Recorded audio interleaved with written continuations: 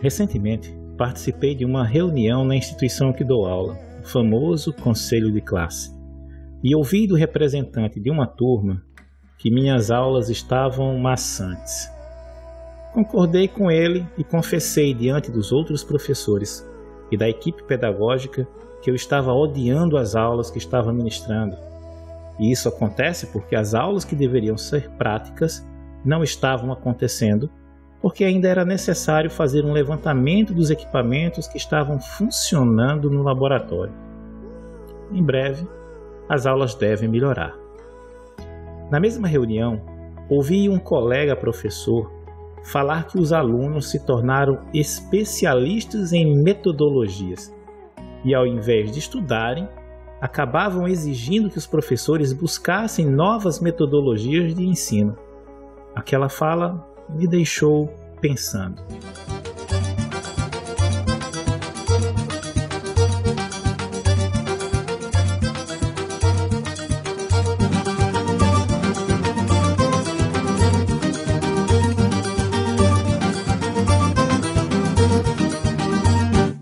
Bom dia, boa tarde, boa noite, queridos ouvintes! Depois dessa melancólica história de Francioli, eu tinha que ser feliz, eu precisava ser feliz.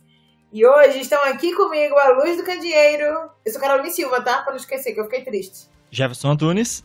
Francioli Araújo. E hoje vamos falar um pouco sobre uma inquietação de alunos e professores e que está ligada diretamente ao processo de ensino e de aprendizagem.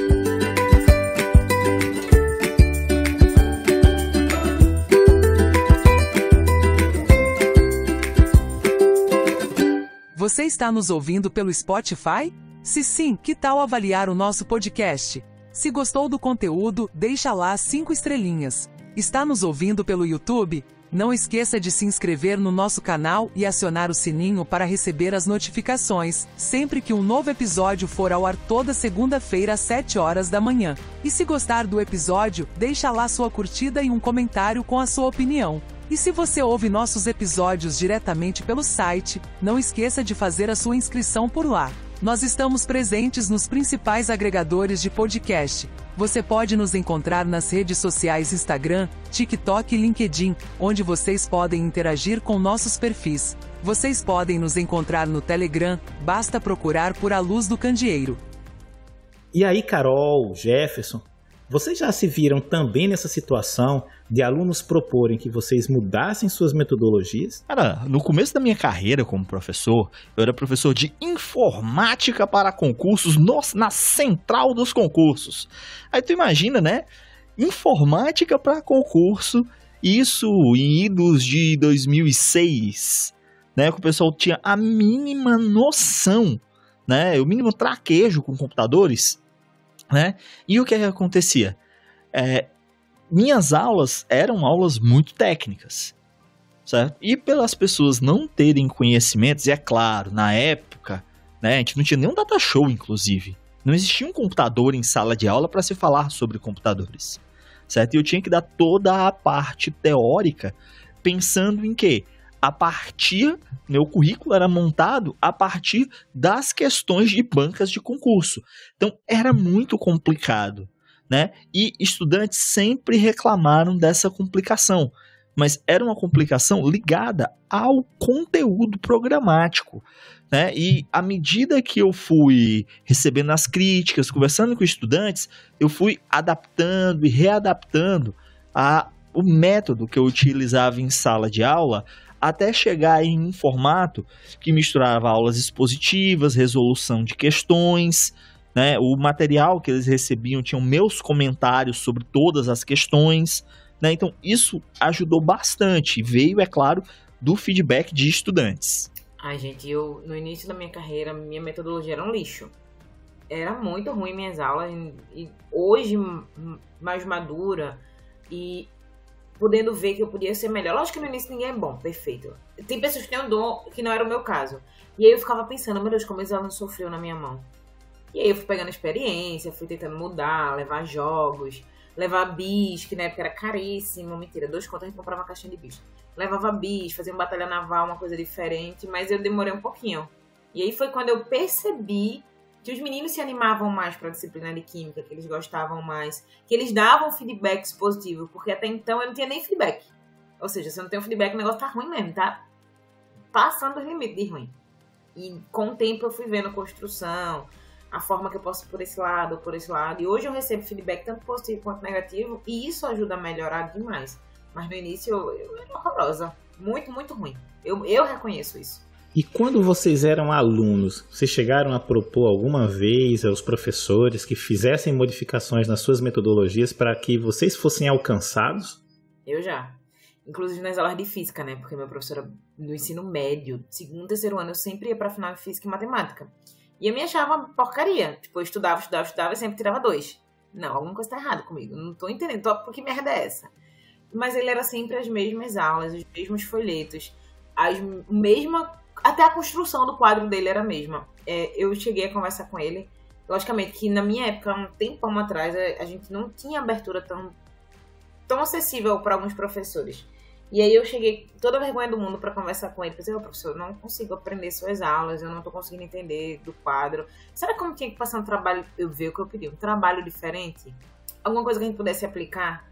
Aí ele disse assim, não, você está estudando errado. E como é que estuda certo?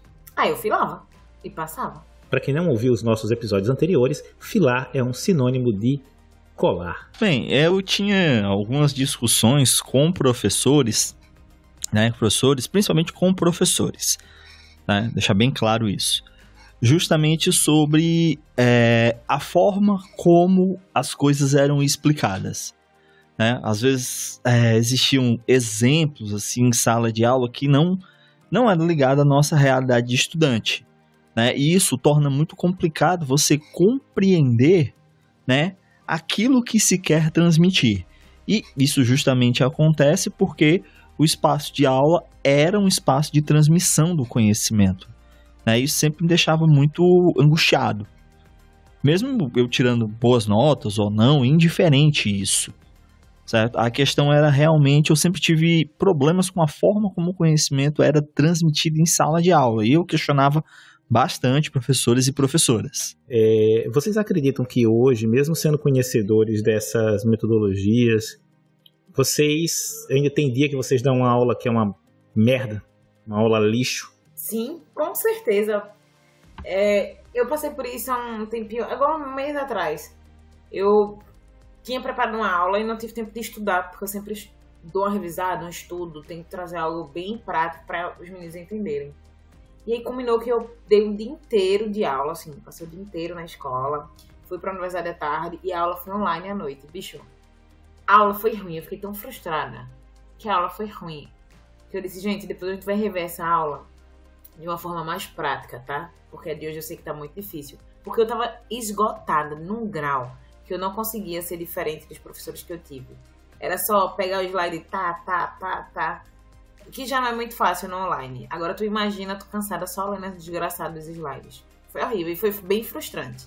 Aí eu prometi pra mim mesma que nunca mais eu daria uma aula estando no estado de esgotamento mental que eu estava.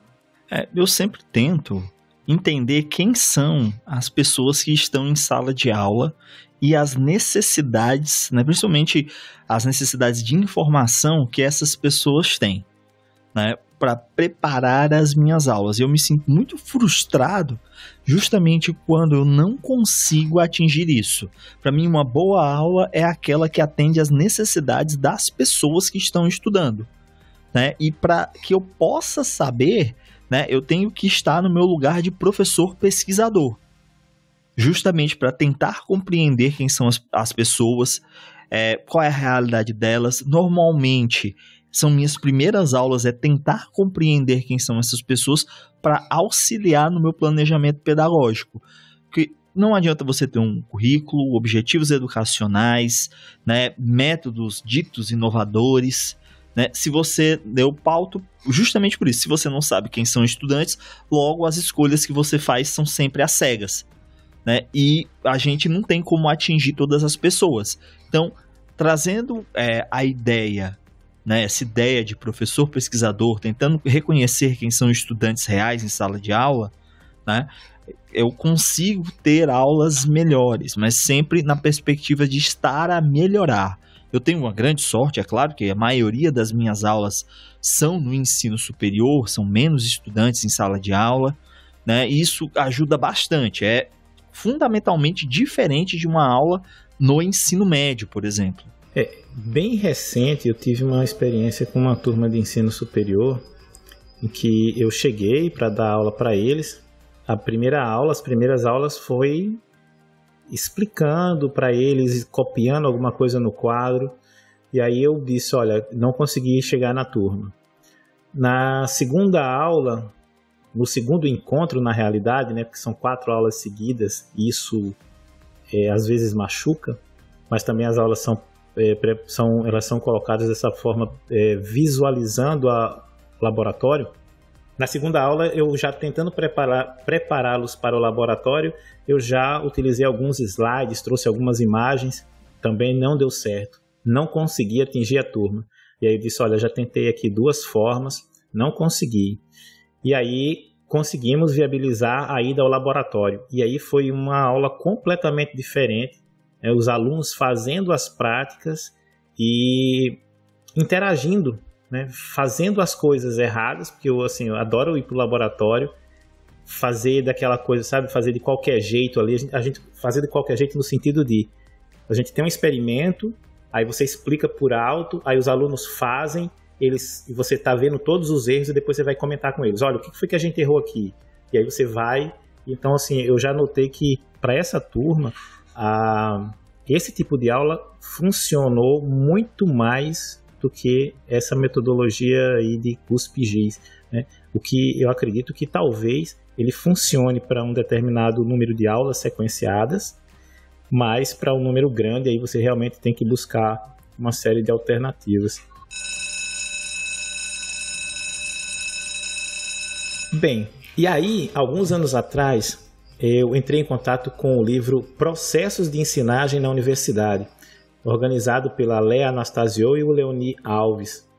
E um desses capítulos específico, né, escrito pelos organizadores, ele apresenta 20 estratégias de ensino que podem ser usadas em sala de aula, desde a aula expositiva dialogada, que é muito provavelmente a estratégia mais utilizada, até o ensino com pesquisa. E neste livro, cada uma dessas estratégias elas são explicadas de forma sucinta, além de apresentar as operações de pensamento predominantes, o que nos ajuda a entender como é que essa técnica ela funciona, e como é feita a dinâmica da atividade e como pode ser feita essa avaliação. E aí, Carol, Jefferson, vocês comentaram aí rapidamente sobre algumas estratégias de ensino que vocês usaram, algumas metodologias de ensino. Falem mais um pouquinho aí, que estratégias vocês já levaram para a sala de aula e que rendeu bons resultados de engajamento, né, dos alunos? Bem, eu trabalho bastante com metodologias ativas, né? É claro que eu tenho uma fundamentação crítica acerca das metodologias ativas, inclusive muito baseado em Paulo Freire, né, muito baseado nas pesquisas brasileiras, né? A questão é que, para mim, né, os métodos, eles têm que se adequar à realidade educacional, ao espaço de sala de aula, a quem são estudantes reais, né? Então eu procuro, né, métodos que se enquadrem nas necessidades educacionais que estão aparentes, né? Aparentes no sentido de que a gente desvela, né, essas necessidades e a partir dela há uma tomada de decisão esclarecida, né? Não é qualquer método, né? Então, às vezes é aprendizagem baseada em times, às vezes é aprendizagem baseada em projetos, tudo para mim justamente depende da realidade, né? E eu sempre gosto de trabalhar com estudantes com acordo de convivência, porque muitas vezes pode ser que simplesmente os estudantes, não, a gente prefere uma aula expositiva. Pode dar o conteúdo todo de aula expositiva mesmo. Então tá ok, se é o que vocês querem, show de bola. Pra mim não tem diferença. Isso já aconteceu, Jefferson, contigo? Já. Né? Tipo, geralmente quando a primeira coisa que o pessoal dispensa é a aprendizagem colaborativa, né? Métodos colaborativos em geral. Porque as pessoas não gostam de trabalhar em grupo depois de uma certa fase no ensino superior. Né? Tem sempre muitas reclamações, né? Isso é em média. Né? Tem o pessoal que gosta, tem o pessoal que não gosta. Certo? Então, né, tem essa discussão, esse acordo de convivência. Eu costumo a fazer um acordo sobre tudo na disciplina, né, porque aí a gente divide as responsabilidades no processo educacional e as pessoas estão informadas sempre sobre o que é esperado delas para que se conclua a disciplina. Tá, antes da Carol responder aí também, e aí eu vou deixar também isso já para Carol. Jefferson, quando você monta lá o teu plano de aula, né, que é normalmente entregue antes de iniciar a disciplina, Sim. Você coloca essas estratégias como possibilidades ou não? Né? Elas são Eu colocadas coloco se eu já conhecer a turma. Se eu conhecer a turma, eu já direciono mais ou menos a minha expectativa. Certo? Mas, obviamente que, como todo mundo sabe, né, as nossas emendas, os nossos planos de aula são diretivas. Mas passou da porta para dentro, nós somos a autoridade do conhecimento. Então, né, nós é quem definimos, em conjunto com estudantes, né, as estratégias de ensino-aprendizagem necessárias para o espaço de sala de aula. Eu não sou tão estrategista, né, porque eu também não tenho tanto domínio e experiência quanto o Jefferson tem, né, pelo tempo dele, pela expertise dele. Mas obrigado por me chamar de velho. Mas eu sempre busco inovar. E a questão de você conhecer a turma é muito importante. Muito, sério, assim, faz uma diferença enorme, né? Porque a gente não pode, por exemplo, eu gosto muito do Kahoot. Você não pode pegar um Kahoot que você fez mediano para uma turma e aplicar em outra. Às vezes aquela turma nem gosta daquela metodologia, nem gosta daquela pegada daquele jogo. Pode ser que ela tenha a possibilidade de gostar de jogos, mas não naquele formato. Então eu busco ver qual é o melhor formato de jogos, como é que eu vou instigar uma competição saudável, como é que eu vou instigar que eles... Olha o cachorro, tava demorando. Que eles possam estar... que eles possam aprender, não só jogar, não só brincar, não só se divertir. A gente tem a metodologia da batalha naval. Eu vou muito pro lado mais lúdico de jogo, de experimentação, de trazer artigos do cotidiano para dentro da sala, para vivenciar e experimentar isso. Quando eu não tenho condições de fazer experimentação ou jogos, eu levo os exemplos, estudo de caso com eles. Então, assim, eu tento criar o máximo que eu posso. E olha que eu faço isso com o ensino médio, né? Faço isso com técnico, faço isso com preparatório, já fiz isso também com o ensino superior. Então, assim, cabe realmente você conhecer sua turma e conhecer os seus limites. Porque não adianta eu propor um jogo que eu não vou saber dominar. Fica uma bosta também. Dá em nada. E aí eu acho que é muito disso. E vai ter dias que as aulas não vão ser tão boas, né? E tudo bem. Mas eu acho que eu sempre vou tentar o meu melhor e vou sempre estar ouvindo meus alunos. Então, acho que a gente vai caminhando muito por aí. Então, Carol, assim, a metodologia que você mais usa aí são jogos, né? Você acaba usando mais, trazendo elementos lúdicos pro ensino. Meu público hoje é mais jovem, né? Então, os jogos eu consigo trazer um retorno, um impacto mais positivo e um retorno mais benéfico. O feedback que eu recebi dos jogos é que os meninos fizeram prova agora. Minha turma no preparatório mesmo, preparatório militar, teve prova agora em março. E aí foram 3 alunos que fizeram prova, um faltou no dia. A menina fechou a prova de química e o menino não fechou, mas tirou mais de 50% da prova. E a gente fez jogos, resolver exercício, conteúdo de quadro. Então, tentei mesclar o máximo que eu pude e vi que o resultado foi bom. E eles sempre me deram esse feedback. Professora, faça mais jogos. Mas eu disse, para ter os jogos, que é só as perguntas, a gente precisa entender o assunto. E aí, essa sacada de, vocês têm que entender o assunto, foi que ajudou eles a realizarem os jogos com consciência. E aí eu vou deixar uma pergunta aqui para a gente fazer já para o encerramento, né? Aproveitando também que eu tive mais uma reunião hoje, um assessoramento pedagógico, onde nós falamos sobre pessoas com necessidades específicas, né? Algum de vocês, né? A Carol, eu sei que trabalha com pessoas com necessidades específicas, eu não sei se o Jefferson já trabalhou, e eu queria saber assim, se alguma metodologia que vocês utilizaram, ela se mostrou mais eficiente no ensino destas pessoas com essas necessidades específicas. Então, eu trabalho já com crianças com necessidades diferentes, e a gente chama de necessidades especiais, né? Não gosto desse nome. mais necessidades específicas. No momento eu trabalho com a maioria das crianças autistas que eu lido hoje. E depende muito do que a criança pode receber, dos estímulos. Cada criança é única, né, Francione? Cada caso é um caso, mas eu tento trazer de forma que eu possa atender a demanda delas. Inclusive, a gente vai estar reabrindo o laboratório, eu já tenho alguns projetos voltados, né, para cada uma, para o perfil, na verdade. Uma gosta mais de cor, outra não gosta, outra não tem problema com barulho. Então, é esse perfil que tem que ser pensado. É fácil? Não é.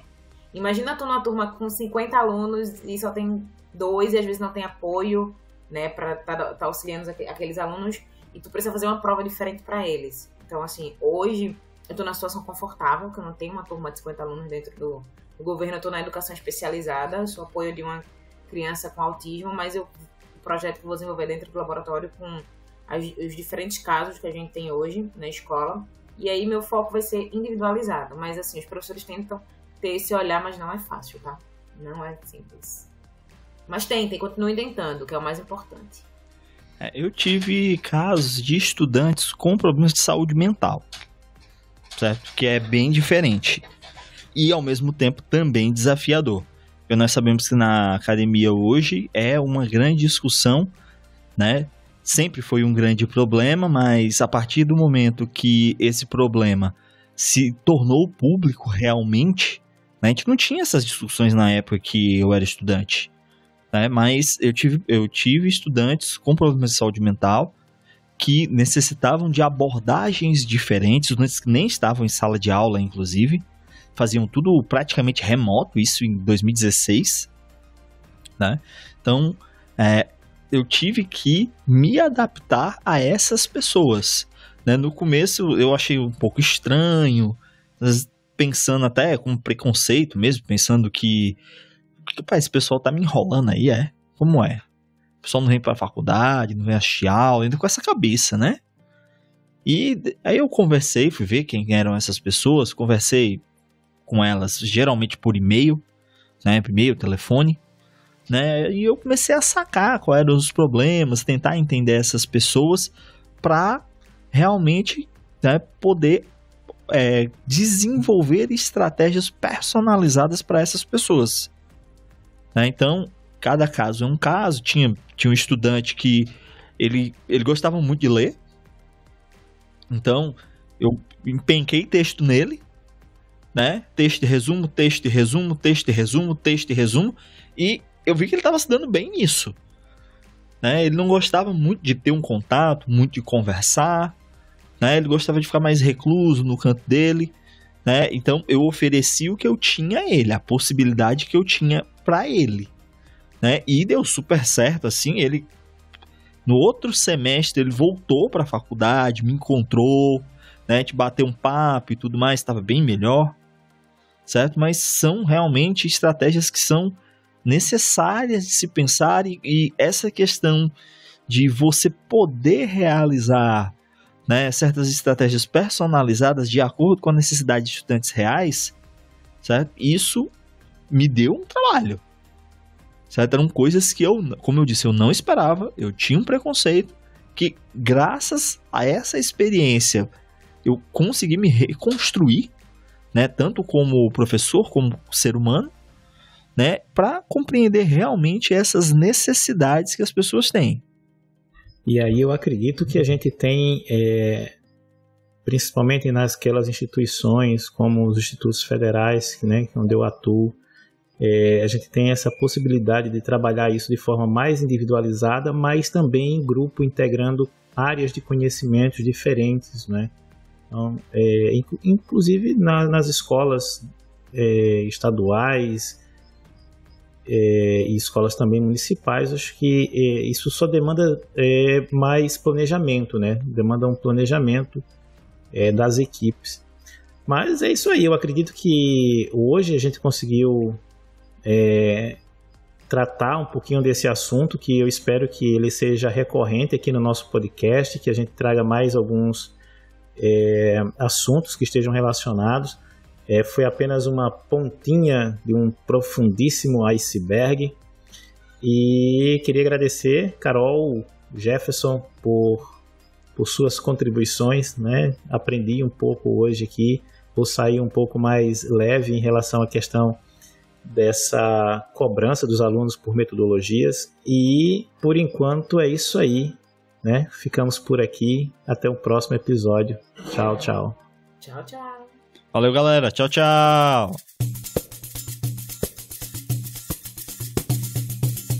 Coqueiro, coqueiro do tempo, coqueiro que veio da além-mar, coqueiro de raiz profunda que as ondas do mar vão querer derrubar. Coqueiro, coqueiro ao vento, coqueiro que vai balançar, coqueiro na beira da praia que as ondas do mar vão querer derrubar. Coqueiro na beira da praia que as ondas do mar vão querer derrubar. O coco que caiu na água viajou pelas correntes dos oceanos. Se veio da África foi pelo Atlântico, se veio da Ásia foi pelo Pacífico. Quando o coco aqui chegou, germinou na praia, coco da Bahia. Subiu lá pra Sergipe, Alagoas, Pernambuco, viajou pra Paraíba, Rio Grande, Ceará. Coqueiro, coqueiro do tempo, coqueiro que veio da além-mar, coqueiro de raiz profunda que as ondas do mar vão querer derrubar. Coqueiro, coqueiro ao vento, coqueiro que vai balançar, coqueiro na beira da praia que as ondas do mar vão querer derrubar. Coqueiro na beira da praia que as ondas do mar vão querer derrubar. O fruto do cocos nucifera, tempero de tapioca, cocada, grude e cuscuz, pé de moleque, cocoró, doce de coco, geleia, vatapá e muqueca de camarão. A palha do coqueiro dá balaio, peneira, bolsa e chapéu, da quenga faço cuia pra beber da sua água, do tronco sai esteio, jangada, cerco, mourão. Coqueiro, coqueiro do tempo, coqueiro que veio da além-mar, coqueiro de raiz profunda que as ondas do mar vão querer derrubar. Coqueiro, coqueiro ao vento, coqueiro que vai balançar, coqueiro na beira da praia que as ondas do mar vão querer derrubar. Coqueiro na beira da praia que as ondas do mar vão querer derrubar. Quem quiser tem coco verde de água tão doce, coco seco que dá óleo e também se tira leite. Tem coqueiro que é gigante, tem coqueiro não, vermelho e amarelo lá no meio do terreiro.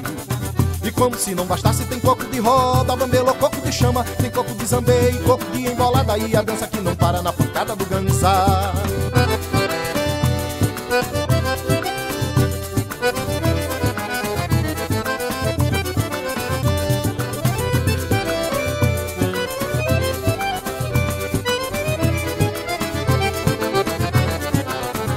Coqueiro, coqueiro do tempo, coqueiro que veio da além-mar, coqueiro de raiz profunda que as ondas do mar vão querer derrubar. Coqueiro, coqueiro ao vento, coqueiro que vai balançar, coqueiro na beira da praia que as ondas do mar vão querer derrubar. Coqueiro na beira da praia que as ondas do mar vão querer derrubar.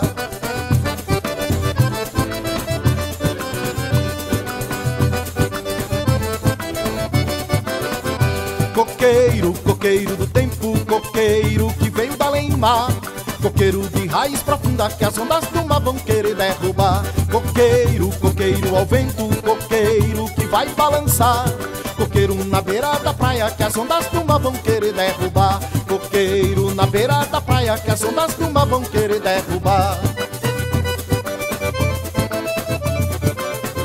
Coqueiro na beira da praia que as ondas do mar vão querer derrubar.